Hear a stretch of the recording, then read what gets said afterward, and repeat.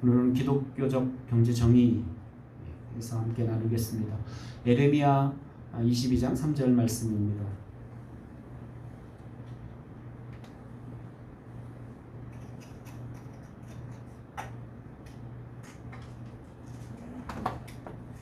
우리 한 목소리로 같이 읽겠습니다. 시작. 여호와께서 이와 같이 말씀하시되 너희가 정의와 공의를 행하여 탈취당한 자를 압박하는 자의 손에서 건지고 이방인과 고아와 과부를 압제하거나 학대하지 말며 이곳에서 무죄한 피를 흘리지 말라. 아멘.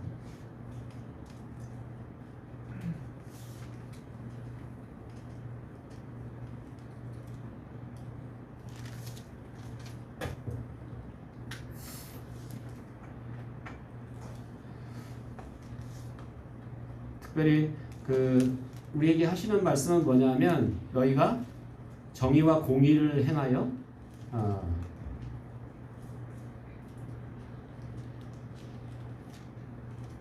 정의와 공의를 행하여 탈취당한 자의 압박하는 자의 손에서 건지고 또 이방인과 고아와 과부를 압제하거나 학대하지 말라. 특별히 에레미야 선지자를 통해서 하시는 말씀은 뭐냐면 정의와 공의가 세워져야 된다. 이것은 우리가 사는 삶 속에서 특별히 여러 가지 영역이 있겠지만 그 영역 중에서 경제적인 영역에 대해서 말하고 있습니다. 왜냐하면 탈취당한 자를 압박하는, 탈취당했다는 건 뭔가 자기에게 주어진 것들을 빼앗기는 그런 손에서 우리를 건지고 또 이방인 고아 과부, 주로 이제 이방인 고아 과부는 그 당시로부터는 이렇게 좀 멸시받던 그런 어떻게 보면 경제적으로 가난한 사람들을 압제하고 학대하지 말라라고 이렇게 말씀하고 있습니다. 하나님은 공의의 하나님이고 불의를 미워하시는 하나님이신 것, 우리가 하나님 어떤 분인지 알기 때문에 우리가 하나님 믿는 우리들도 마찬가지로 그 하나님의 공의의 하나님인 것처럼 우리도 공명정대해야 된다라는 거죠. 그래서 에레미야 21장 12절에는 같이 읽겠습니다. 여호와께서 이와 같이 말씀하시니라. 다윗의 집이여 너는 아침마다 정의롭게 판결하여 탈취당한 자를 압박자의 손에서 건지라. 그리하지 아니하면 너희의 악행 때문에 내 분노가 불같이 일어나서 사르니 능히 끌 자가 없으리라. 그래서 이 정의로운 판단, 또 정의로운 재판, 또 탈취당한 자들을 돕는 그런 삶을 살아라 라고 이렇게 말씀하고 있습니다. 시편 기자는 공의를 지키는 자들과 항상 의를 행하는 자가 복이 있다 라고 말씀하고 있습니다. 그러면 우리가 말하는 정의에는 특별히 정의의 하나님, 공의의 하나님 할 때 그 정의란 말에는 우리가 보통 정의 그러면 우리가 일반적으로 뭐 정치인들이 말하는 정의, 또 무슨 투쟁하는 사람들이 말하는 정의, 그 정의의 의미가 조금은 성경이 말하는 정의와는 다른 의미가 있다라는 거죠. 뭔가 적대적인, 자기하고 싸워야 되는 그런 대상의 불의를 비난하는 목적에서 이제 정의를 이제 외치게 된다라는 겁니다. 한동안 정의로운 사회 구현 이런 것들이 많이 이야기하는데 실제로는 정의라는 이름을 가지고 상대편을 이렇게 압박하고 상대방을 괴롭히는 수단으로 사용했는데 나중에 보고 나니까 자기들이 더 큰 불의를 저지르고 있다는 거죠. 이런 것들이 어떻게 보면 잘못된 정의관을 갖고 있다라는 겁니다. 성경에 나타난 정의는 두 가지 의미인데 하나는 올바른 표준을 따르는 거야. 바른 표준, 하나님의 바른 기준. 우리가 보통 캐논이라고 하는데 기준, 잣대라고 하는, 그러니까 성경을 보통 우리가 잣대, 표준이라고 말하는데 그 성경적인 올바른 표준을 따르는 것. 그러니까 표준이 없다면 정의도 있을 수 없다는 거. 그렇게 생각할 수 있잖아요. 눈에 걸면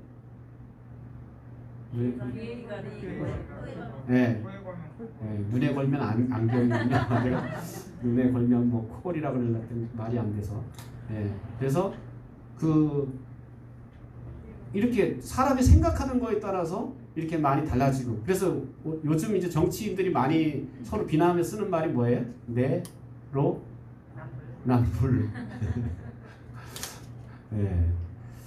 내로남불이라고 이렇게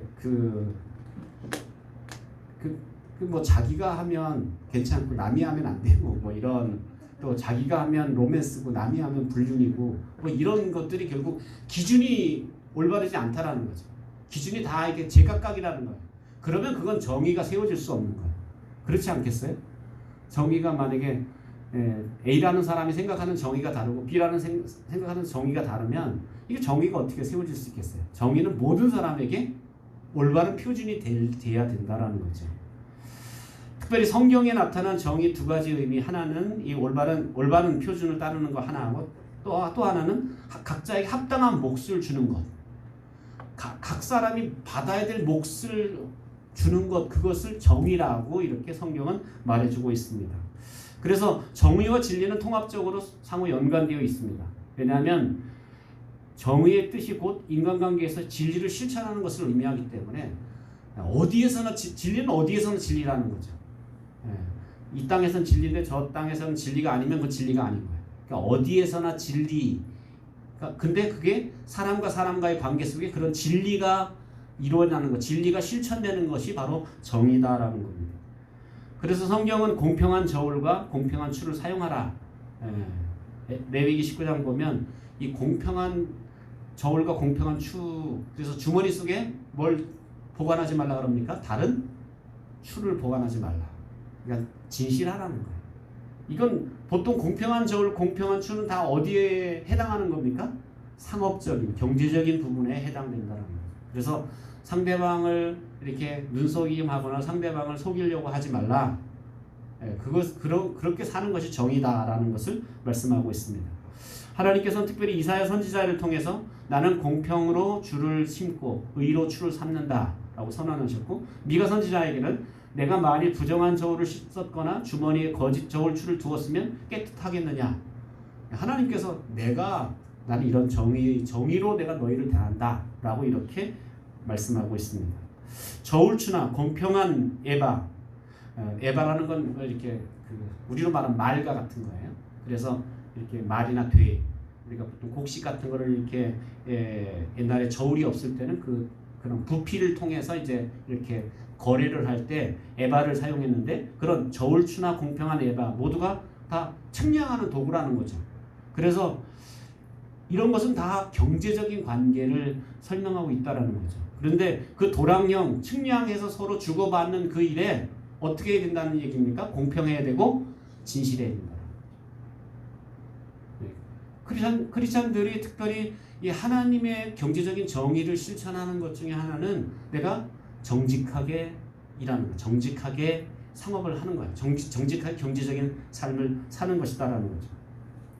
이것은 모든 사람과 모든 관계에서 동일한 표준이 되어야 되고 똑같이 적용되어야 된다는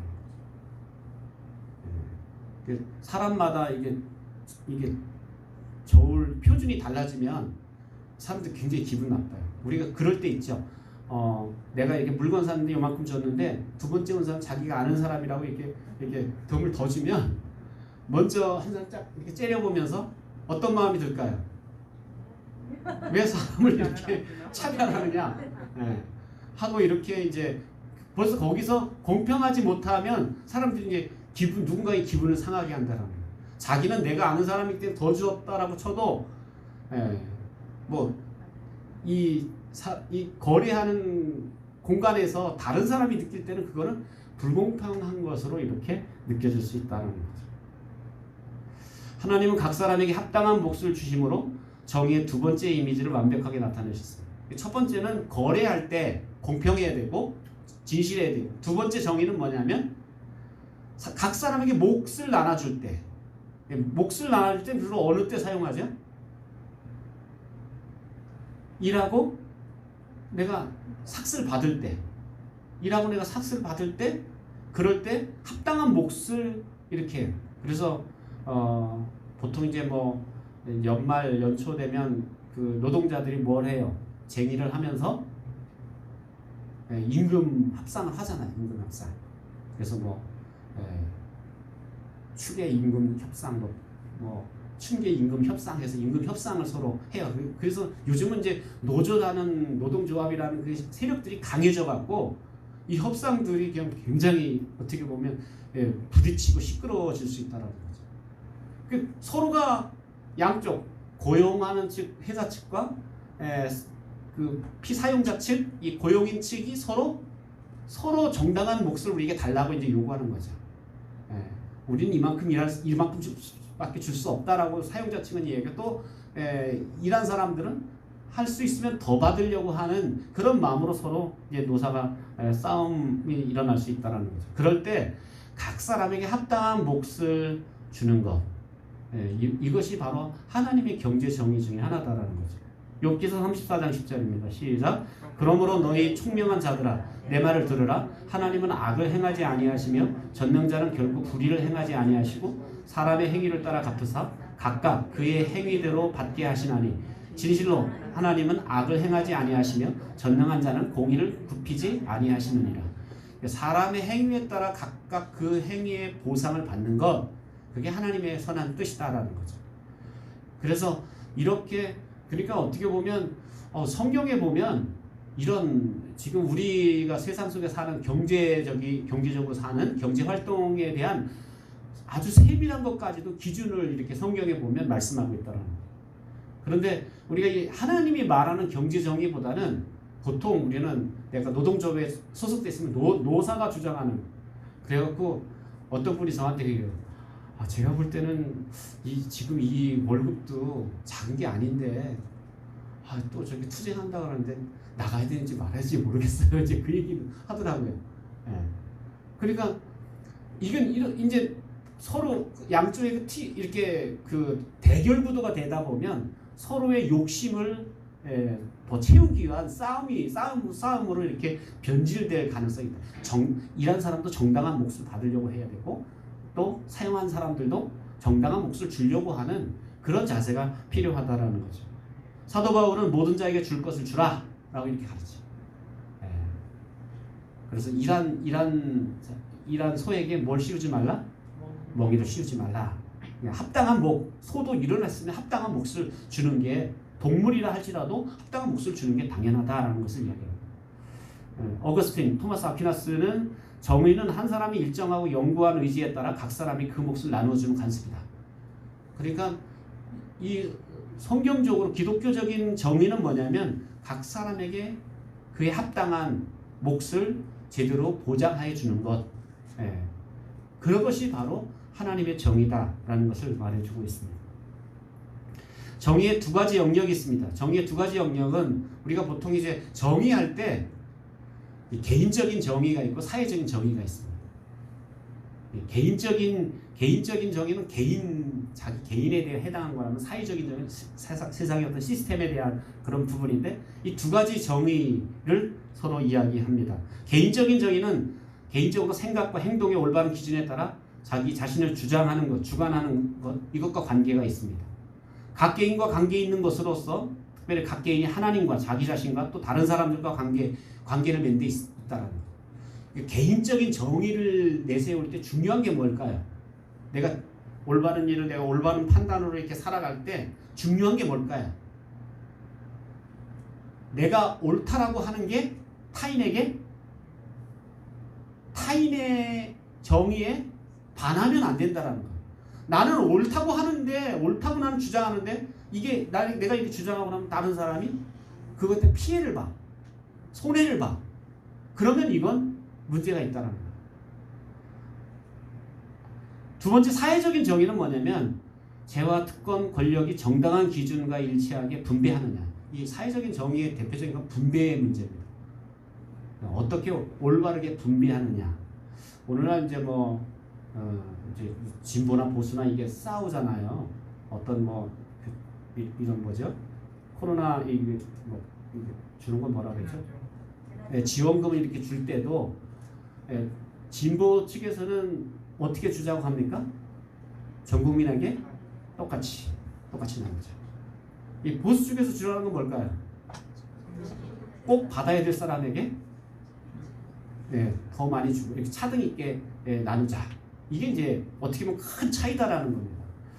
우리는 이제 이렇게 아무 의미 없이 우리가 생각하고 이렇게 받아들이다 보면 받는 게 좋으니까 그냥 쉽게 다 받으면 좋지. 우리 아기까지도 얼마가 나오고 그러면 다 좋지. 이렇게 생각할 수 있다는 거예요. 왜? 그게 나한테 돌아오니까. 근데 그것도 어떻게 보면 내가 물질을 통해서 이용당할 수 있는 부분이다. 정말 성경적으로 우리 뭐 기독교인이 보수나 진보나 어떤 게 옳은가 그른가 그거 상관하지 않고 성경이 말하는 정의는 과연 경제적인 정의는 무엇인가? 이걸 알 필요가 있다는 거죠. 개인적인 정의는 한 사람의 이성과 의지, 취향과 정서, 인격, 재반적인 요소의 조화로운 합치를 요구하고 있고요. 개인적인 아까 얘기했는데 내가 개인적인 정의를 세울 때 다른 사람과 조화가 있어야 된다. 내가 개인적인 정의를 주장하는 게 다른 사람의 해가 되면 안 된다. 반대로 사회적인 정의는 다양한 구성 요소가 있어요. 여기에 말하면 개인도 거기 사회적 정의는 개인도 들어가고 어떤 회사나 단체도 들어가고 이럴 때 이 사회적인 정의는 어떻게 보면 알아서 자발적으로 하는 정의도 있지만 어떨 때는 나는 원하지 않는데 그냥 나라에서 정부에서 이렇게 시키는 대로 이렇게 비자발적으로 합치를 요구하는 경우도 있다는 거죠. 그래서 뭐 더 많이 번 사람에게 더 많이 뺏어오고 못 번 사람에게 더 나눠주고 뭐 이런 어떨 때 보면 비자발적으로 이렇게 사회적인 정의가 진행되는 경우도 있다는 거죠. 그래서 사회적인 정의가 평등주의와 어떤 관계가 있을까? 제가 아까 우리 아동센터 아이들이 뭐 이렇게 무슨 감사노트를 쓰는가 봐요. 그러면 잘한 사람에게 선생님들이 약속한가 봐요. 그래서 저기 무슨 떡볶이래요? 발칙한 떡볶이.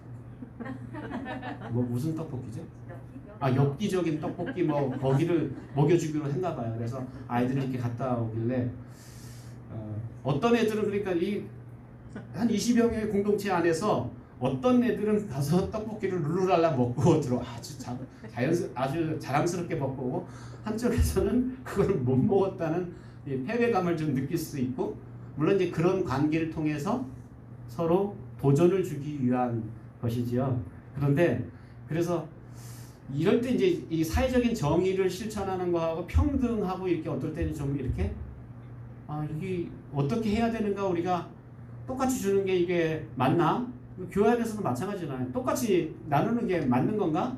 아니면 더 잘한 사람에겐 더 그에 합당한 그런 보상을 해주는 게 옳은가? 이런 생각을 할 수 있다라는 거죠. 그런데 성경은 인생에서 각 사람의 지책이나 지위 차이가 필연적으로 만들어낼 수밖에 없다는 것을 인정합니다. 성경은 차이가 있다라는 걸 이야기해요.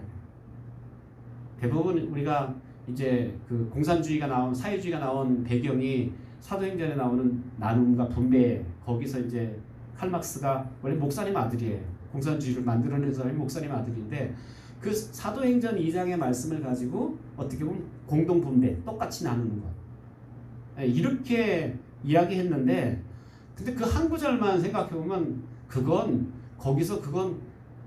사도행전의 나눔은 비자발적인 나눔이에요, 자발적인 나눔이에요. 억지로 나눈 거예요, 즐겨 나눈 거예요. 잘 몰라요? 어떻게 나눴습니까? 자기 재산을 갖다 팔아다가 이제 공동체에게 나눠서 가난한 사람 같이 나누게 됐는데 그 나눔은 법으로 정해서 나눈 게 아니에요. 그죠? 재산 있는 사람 무조건 팔아라. 지주들 다 팔아라. 이런 게 아니야. 뭐 하는 사람이 은혜 받은 사람이 복음의 은혜를 받은 사람이 은혜를 받고 나니까 저 어려운 사람 나는 지금 먹을 게 있는데 저 먹을 게 없는 저 이웃들 생각하니까 내 걸 이거 가만히 둘 수가 없는 거야. 그래서 그걸 나눠서 모든 사람이 균등하게 하는 거. 이게 바로 사도행전의 원리인데 공산주의 사회주의가 그러냐는 거예요. 그렇지 않거든. 법으로 정해서 강제로 법으로 정해서 강제로 하다 보면 어떤 폐단이 나올까요?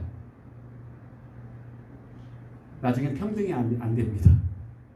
그러니까 여러분 뭐 이게 사회적인 국가들 다 보면 결국 그런 방식으로 평등을 주장했을 때는 균등을 주장했을 때는 결국 나중에는 어떤 개인이나 독재자나 아니면 어떤 공산당이나 그런 당의 지배 아래 어떻게 보면 구속될 수밖에 없다라는 거죠.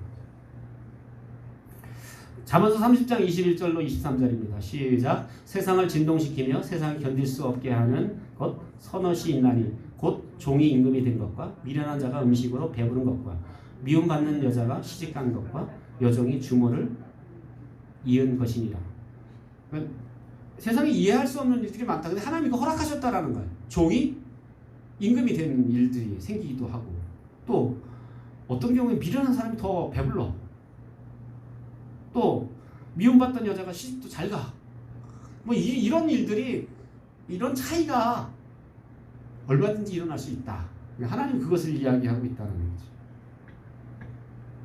성경은 지위, 특권, 권력, 사회적인 차이뿐만 아니라 물질적인 부의 차이, 개인적인 관계의 차이를 지니고 있는 정의를 인정합니다. 이걸 다 똑같이 분배하는 정의가 아니라 성경적인 정의는 나름대로 빈부의 차이, 경제적인 차이, 뭐 권력의 차이 다. 근데 생각해 보세요. 저 북한도 다 평등이야. 그래서 다 동무야. 아버지 동무, 아들 동무 다 동무야. 그런데 나중에 되니까 누구만 세죠. 다 저 꼭대기 있는 사람 다 밑에 있는 사람 다 동무입니까? 그렇지 않거든요. 결국은 이게, 그러니까 처음에 이용할 때만 그렇게 사용하지, 결국은 나중에 최종 골은 어떻게 변질되느냐 하면 결국 어떤 독재자 밑으로, 어떤 당 밑으로 이렇게 지배당할 수밖에 없게 된다는 거죠. 마태복음 7장 12절 시작. 그러므로 무엇이든지 남에게 대접받고자 하는 대로 너희도 남을 대접하라. 이것이 율법의 선지자다. 그래서 정말 성경의 뜻은 이게 안 되면, 남을 대접하고자, 내가 대접받고 싶은 대로 남을 대접하려고 하는 이 마음이 안 되면 사실은 이 온전한 정의가 일어나기 어렵다. 그래서 이걸 뭐라 그랬어요? 율법과 선지자의 강령이다 라고 이렇게 말해요. 그러니까 율법과 선지자의 아주 그 황금률이 되는 이유는 뭐냐면, 이거 안 되면 다른 거 안 된다는 거예요. 이게 기본이 돼야 된다는 거예요. 그러니까 내가 받고 싶은 대로 남에게 베풀 수 있고, 내가 섬김 받고 싶으면 다른 사람 섬기고, 이게 안 되면 성경이 말하는 사회적인 정의가 일어날 수 없다라는 것을 말합니다. 성경이 인정하는 중요한 평등의 원리는 사람은 누구나 하나님 형상을 지니고 있다는 거예요. 성경이 말하는 평등사상, 누구나가 다 하나님 형상을 지니고 있다는 거예요. 아저씨도 아줌마도 할아버지도 할머니도 어린이도 노인도 누구나 다 하나님의 형상대로 지음받은 존재다라는 거예요. 그래서 타인에 대한 모든 행동에 책임 있는 존재라는 겁니다. 마땅히 내가 존중받기 원하는 것처럼 타인도 하나님 형상으로 지음받았기 때문에 존중해줘야 된다. 이게 바로 성경이 말하는 평등사상. 그냥 너 높은 거 내려놔, 낮은 건 너 올라와, 그래서 똑같아. 이런 게 성경의 평등이 아니라 누구나 다 하나님의 형상대로 지음받은 존재라는 것 생각해서 다 존중이 여부주라는 거예요. 그러니까 내가 만약에 어떤 기업체의 사장이라 할지라도, 저 말단 직원이라 할지라도, 근로자라 할지라도 똑같이 하나님의 형상대로 지음받았기 때문에, 물론 그건 다 달라요. 내가 사장으로서 받는 어떤 혜택과 근로자가 받는 것 달라요. 그런데 서로 존중해주는 자세가 필요하다. 저분도 다 하나님 형상대로 지음받았다라는 거죠. 하나님께서 각 사람들에게 각각 다르게 다양한 은사를 주심으로써 각 사람들이 사회에서 다양한 역할을 하도록 준비시켰기 때문입니다. 하나님이 각 사람에 맞게 각각 다양한 은사를 주셨어요. 사회정의는 그래서 사람들이 하나님께서 자기들에게 적합하게 맡기신 역할을 끝까지 완수하도록 만들어요. 내게 맡기신 이 일이지, 내가 이것을 내 평생 동안 끝까지 내가 완수해야지. 이게 사회정의예요.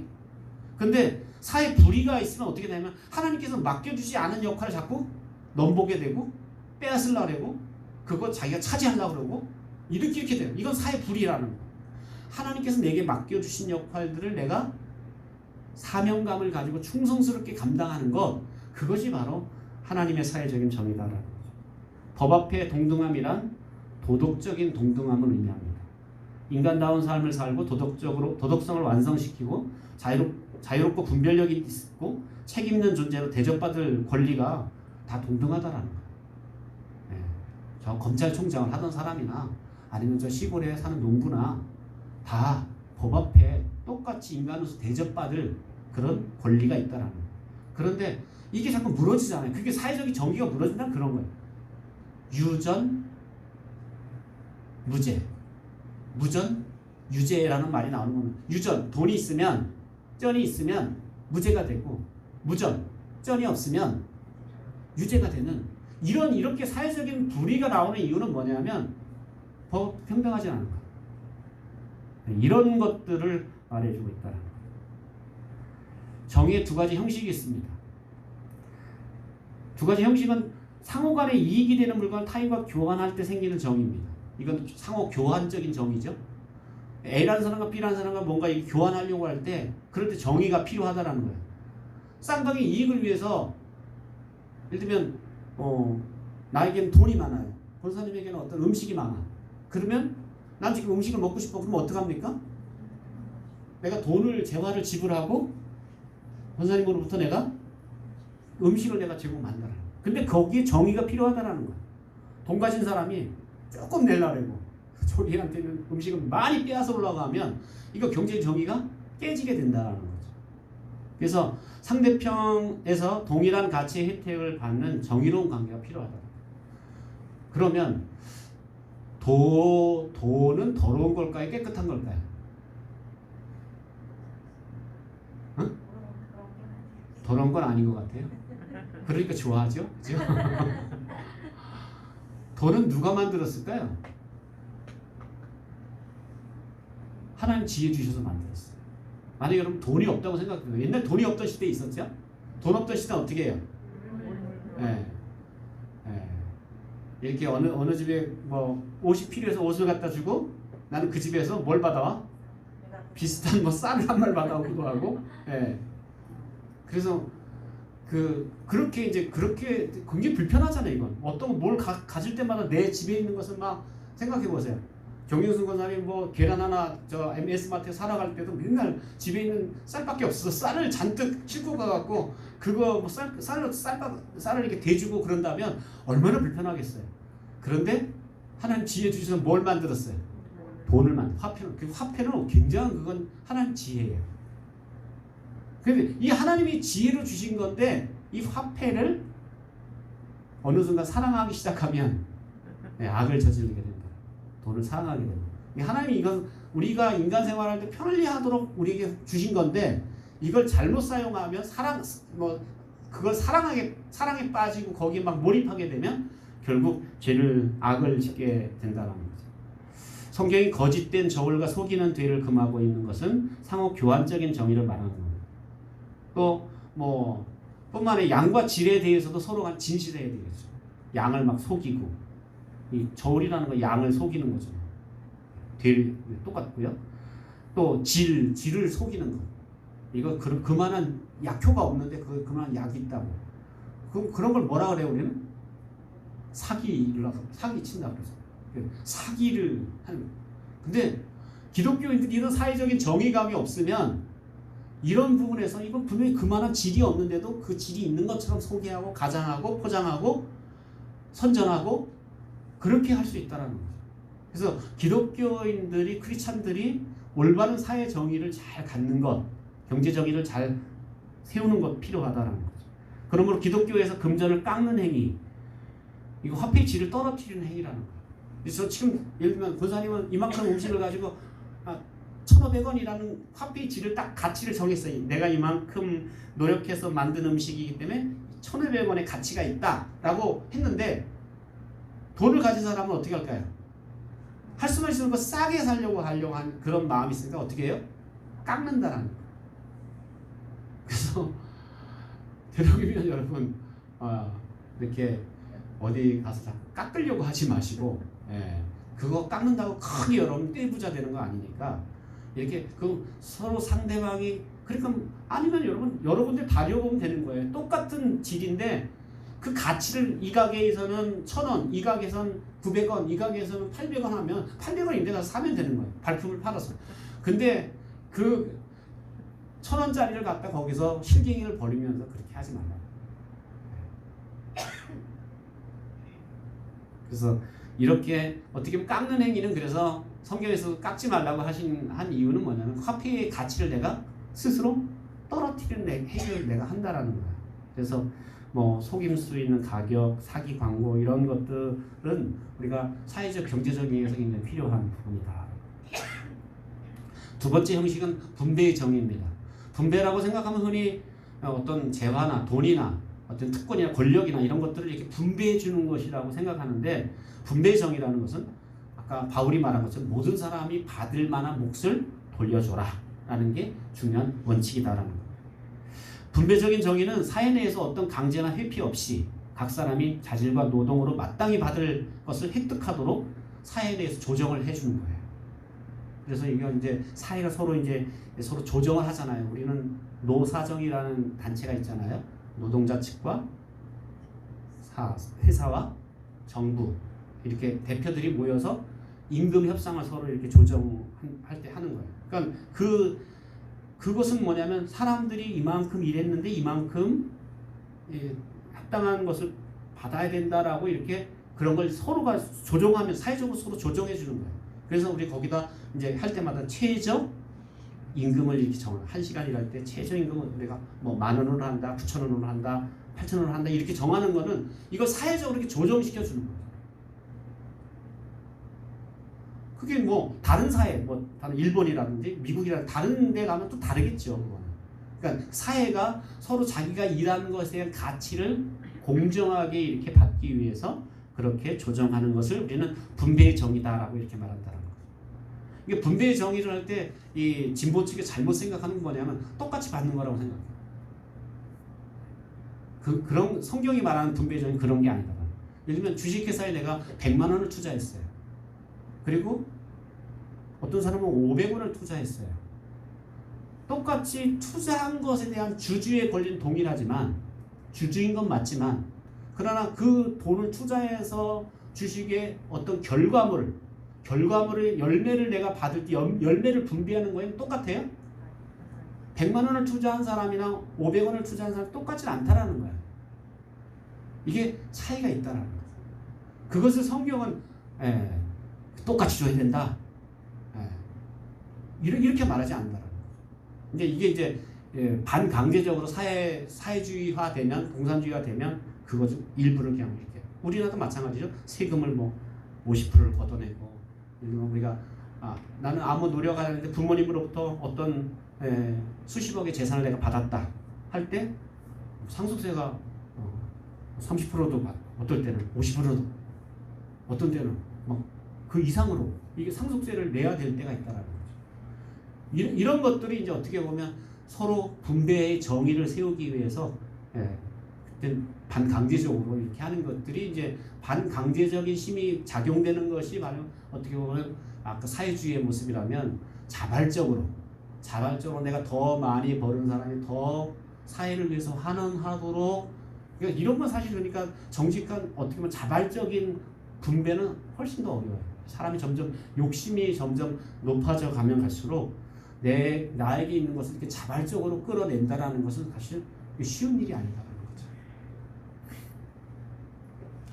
그러면 이 정의에 두 가지 목표가 있어요. 하나의 목표는 치유예요. 이렇게 서로 사회적인 정의, 개인적인 정의를 이렇게 실천해서 서로 사회를 좀 치유하자는 거예요. 좀 어렵고 힘든 사람을 좀 치유하자는 거예요. 그리고 잘못한 사람은 어떡하자? 응당한 어떤 징벌을 받게 하는 이런 수단이 바로 정의의 두 가지 목표다라는 거예요. 치유적인 정의는 생명, 자유 또는 재산에 가해진 악한 상해에 대해 배상을 할 때 사용되는 기준이에요. 그래서 치유적인 정의는 권리 침해에 대한 배상 기준. 그래서 내가 이만큼 일했는데 이만큼 돈을 못 받았어. 그럼 어떻게 해야? 그 돈을 그걸 또 관리하는 관청이 있죠. 노동청이나 이렇게 가서 자기가 못 받은 임금을 이렇게 받을 수 있도록 이렇게 요청하게 된다. 그래서 그걸 받으면 치유가 되는 거예요. 계속 못 받고 만약에 이렇게 내가 만약에 응어리 가슴으로 이렇게 산다면 얼마나 있는 사람에 대한 울분이 생기겠어요. 그런데 정의롭게 그걸 해결하도록 이렇게 하는 것이 치유의 정의의 모습이다. 예레미야 2장 3절 시작. 여호와께서 이와 같이 말씀하시되 너희가 정의와 공의를 행하여 탈취당한 자를 압박하는 자의 손에서 건지고 이방인과 고아와 과부를 압제하거나 학대하지 말며 이곳에서 무죄한 피를 흘리지 말라. 빼앗긴 사람들에게 돌려주고 학대하지 말라라는 거죠. 두 번째 정의는 응보적인 정의인데 뭐냐면 이 가해자가 그가 범한 불의에 부합한 형태로 처벌받게 하는 거예요. 남의 거 뺏었으면 그래서 이만큼 예를 들면 이만큼 어떤 노동자에게 이만큼 줘야 되는데 그걸 안 줬으면 어떻게 해요? 징벌적 뭐 이렇게 제도가 있지요. 우리나라에도 징벌적 제도가 있어. 우리가 뭐 징벌적 손해배상, 징벌적인 성경에도 있어요.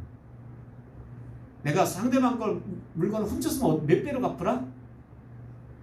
원래는 이는 이, 눈 이렇게 해서 내가 이만큼 100원 손해시켰으면 내가 100원 갚아주기 이게 기본적인 정의였는데 거기다가 응보적인 정의가 하나 더 추가됩니다. 남의 건 너희 강제로 빼앗았으면 몇 배로 갚으라? 2배로 갚으라. 2배로 갚으라. 이렇게 이제 이런 게 성경에서 말하는 정의다. 응보적인 정의다. 이사야 시편 51편 10절 11절 시작. 의인이 악인의 보복당함을 보고 기뻐하며 그의 발을 악인의 피에 씻으리로다. 그때 사람의 말이 진실로 의인에게 갚음이 있고 진실로 땅에서 심판하시는 하나님께 계시다 하리로다.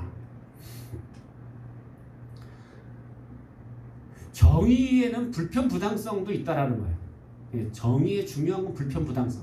불편부당하다는 게 뭐예요? 불편부당. 아유, 그 불편부당한 일이에요. 불편부당이 뭘까요? 아무 편도 안 든다는 거예요. 어느 편도 들어주면 안 된다는 거예요. 불편이라는 어느 편도 들으면 부당하다라는 거예요. 그래서 예를 들면 뭐 이렇게 정의를 세우는데 만약에 저 사람은 좀 있는 사람이니까 그냥 대충 넘겨주고 저 사람은 없는 사람이니까 그냥 더 혹독하게 하고 이렇게 누군가 편을 들어주면 안 돼요. 법이라는 게 정의의 법이라는 게 누군가에게 편을 들어주면 안 된다라는 겁니다. 예의가 없어야 된다라는 똑같이 적용돼야 된다라는 거죠. 로마서 2장 11절 시작. 이는 하나님께서 외모로 사람을 취하지 아니하시니 사람의 외모에 따라 하나님 판단하지 않아요. 똑같이. 신명기 1장 17절 시작. 재판은 하나님께 속한 것인즉 너희는 재판할 때 외모를 보지 말고 귀처를 차별이 없이 듣고 사람의 낯을 두려워하지 말 것이며 스스로 결단하기 어려운 일이 있거든 내게로 돌리라 내게 들리리라 하였고. 재판할 때도 역시 사람에 따라 차별두지 말라는 거예요. 불편부당해야 된다. 어느 편에 기울어지면 저울추가 한쪽으로 기울어지면 이건 부당한 것이다라는 거죠. 그러므로 어느 편에 유리한 법은 성경적인 정의가 아닙니다. 저분은 저 법관은 아주 누구한테 유리해. 누구한테 판단을 잘해줘. 뭐 이렇게 누구한테 누구의 편이 된다면 그건 벌써 정의롭지 못하다는 거죠. 우리 가끔 그런 말씀. 하나님은 누구의 편이시다? 하나님 가난한 자의 편이시다라는 말은 하나님 가난한 자의 편이십니까? 하나님 가난한 자의 편이 아니죠. 누구의 편이 되면 그건 정의롭지 못합니다. 가난한 사람은 가난한 대로, 부자는 부자대로 이게 똑같은 법이 적용되는 거지 하나님이 누구를 특별히 편들어 주시는 분이 아니다. 그래서 여러분이 이렇게 욕심 사납게 기도하지는 마셔야 돼요. 하나님 제 편이시죠? 그래서 하나님이 내 편이시라고 내가 하나님 편이 돼야지 하나님을 내 편으로 끌어들여서는 안 된다는 거죠. 결론, 경제적인 관계에서의 정의는 사람들이 다른 사람의 권리를 침해하지 않는 한 자유롭고 그들이 소유한 것을 교환하고 사용하도록 할 것을 요구한다는 거죠. 마태복음 20장 13절 15절입니다. 시작. 주인이 그 중에 한 사람에게 대답하여 이르되 친구여 내가 네게 잘못한 것이 없노라. 네가 나와 한 데나리온의 약속을 하지 아니하였느냐. 내 것을 가지고 내 뜻대로 할 것이 아니냐. 내가 선함으로 내가 악하게 버느냐. 이게 이제 노동자를 포도원 주인이 노동자를 불렀죠. 그래서 노동자들이 몰려왔는데 9시에도 왔고 10시에도 왔고 정오에도 왔고 또 오후 2시 3시에도 왔고 4시에도 왔고 동네에 나가봤더니 주인 나가봤더니 5시에도 사람이 있는 거야. 빨리 가서 우리 포도원에서 일해라. 그래서 일을 시키고 맨 늦게 온 사람이 6시까지 일했으니까 몇 시간 일한 거예요? 1시간 일했는데 한 데나리온을 주는 거예요. 그랬더니 그 다음 먼저 온 사람은 어떤 생각을 했을까요? 우리 좀 더 받겠지 이런 생각을 한 거예요. 그런데 똑같이 한 대나씩 나누는 거예요. 그러니까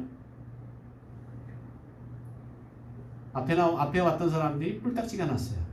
그래서 막 주인한테 따지는 거예요. 그럴 때 이렇게 주인이 하신 말씀이죠.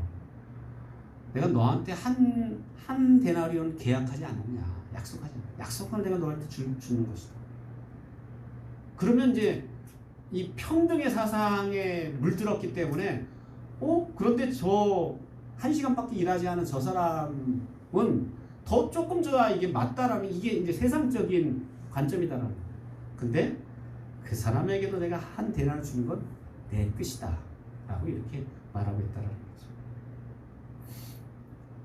그러니까 이런 부분에 우리가 어떤 획일적이고 정부나 법으로 이렇게 규율되지 않은 자유로운 서로의 권리를 침해하지 않는 이런 자유로운 것들을 사용하도록 성경은 말하고 있다는 거죠. 두 번째, 현대 세계에서 경제 평등을 추구하는 경향은 정의에 대한 성경적 이해에 바탕을 두지 않습니다. 요즘 이제 경제 정의, 사회 정의를 주장하는 이제 많은 이야기들은 대부분 이게 성경적인 바탕이 안 돼 있고 대부분 어디에 바탕을 두냐면 프랑스 혁명. 여러분 프랑스 혁명은 누가 어떤 사상이 일으켰죠?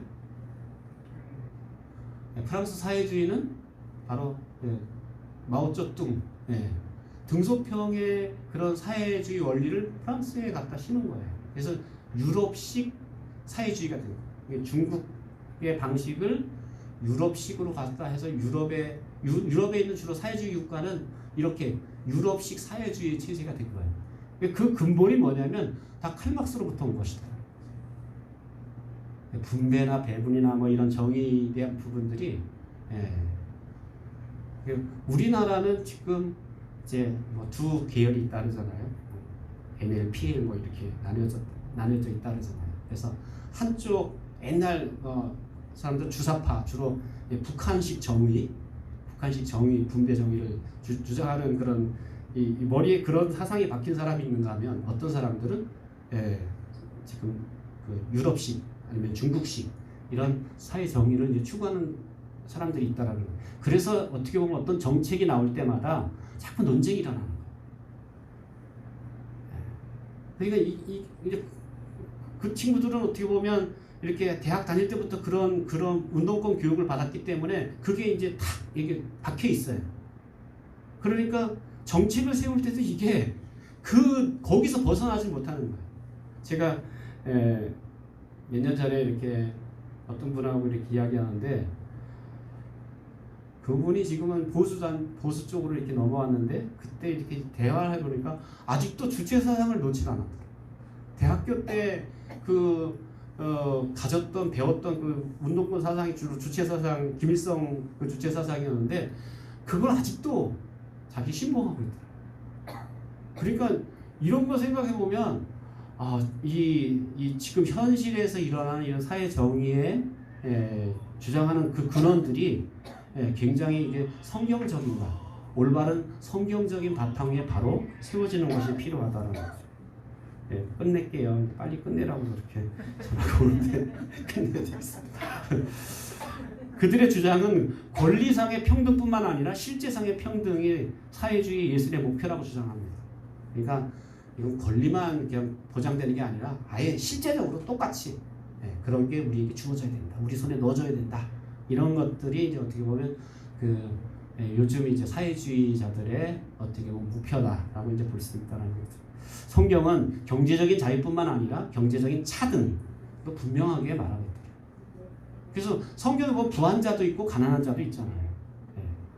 어떤 사회든지 강제적인 평등 추진 결과는 결국 평등이 아니라 폭정으로 바뀌게 된다. 지금 뭐 중국 같은 경우도 보세요. 지금 뭐 아주 시진핑 오히려 더 심해졌잖아요. 지금 뭐 장기 집권을 하면서 완전히 자기 마음대로 이제는 뭐 기업 이렇게 잘 크던 기업도 하루 아침에 이렇게 막 이렇게 마인 너 들어와. 그래서 세계적인 기업을 하루 아침에 막 이렇게 폭삭 주저앉히기도 하고 이게 어떻게 자기 말에 안 들면 이렇게. 그러니까 어떻게 보면 공산주의라는 사회주의라는 그런 부분들이 어떻게 보면 그런 통제된 자유가 아니라 통제에 의해서 그런 평등을 추정하다 보면 나중에 그게 폭정이 된다. 예. 정의가 절대적인 평등 하에서만 이루어진다고 생각하는 망상은 결국 독재자나 당의 지배에 절대적 평등으로 끝나게 된다는 거죠. 예. 절대적인 평등, 모두가 똑같이 이렇게 나가다 보면 그건 망상이다라는 거예요. 사람이, 그러니까 하나님이 창조한 세상이 그렇게 될 수가 없어요. 근데 그걸 하다 보면 그걸 추진하다 보면 그건 결국 독재 정권이 되든지 그렇게 돼버린다는 거죠. 왜 그럴까요? 하나님은 각 사람을 다르게 만드셨어. 다 차등 있게 만드셨어. 은사가 다르고 관심이 다르고 능력이 달라. 근데 은사가 다 다른데 어떻게 똑같은 결과물, 똑같은 열매를 소유하도록 만들 수 있는가? 이건 불가능하더라고요. 이런 부분에서 보면 우리가 세상에서 우리가 사회적인 정의가 또 경제적인 정의가 어떻게 이루어져야 되는가? 이런 여러분이 그런 걸 주장할 때는 없으리라고 생각되지만 적어도 우리가 크리스찬들이 어떻게 사회적인 정의관을 갖고 있어? 성경은 과연 지금 텔레비에서 나오는 여러 사람들은 이렇게 옥신각신 떠들고 있는데 성경은 과연 뭐라고 말씀하고 있는지 이 부분에 대해서 우리가 분명한 관점을 가져야 되겠다는 생각이 듭니다. 기도하겠습니다. 좋으신 하나님 은혜를 감사합니다. 하나님께서 우리 각 사람의 은사와 능력과 다양한 권능으로 우리를 만드시고 지으신 줄로 압니다. 그 지으신 은혜 안에서 우리가 자유롭게 아버지 개인적인 정의뿐만 아니라 사회적인 정의, 또 아버지 하는 상호 교환적인 정의뿐만 아니라 분배적인 정의, 또 하나님 이 모든 정의의 과정 가운데서 특별히 하나님이 선한 뜻이 우리가 온전하게 이루어질 수 있도록 주님께서 도우시고 인도해 주시기 바랍니다. 하나님께서 특별히 하나님 이 세상에 수많은 그런 정치 논리들이 아버지 세상을 다스리고 세상을 움직여 가지만 하나님의 진리가 또 하나님의 공의가 이 땅 가운데 세워지도록 우리 하나님 도와주시고 특별히 하나님 정말 성경적인 정의 또 성경적인 경제관을 가진 지도자들이 세워질 수 있도록 우리 하나님 도와주시고 인도해 주시옵소서. 이제는 우리를 죄악에서 구원해 주신 예수 그리스도의 무한하신 은혜와 하나님 우리 아버지의 크신 사랑하심과 성령님의 감화 감동 역사내주 교통하심이 오늘 특별히 주의 말씀을 듣고 우리 삶 가운데 경제적인 정의 또 사회적인 정의를 이루기 원하는 모든 성도들 머리 위에 이제로부터 영원토록 함께 계실지어다. 아멘. 감사합니다. 일어나셨습니다.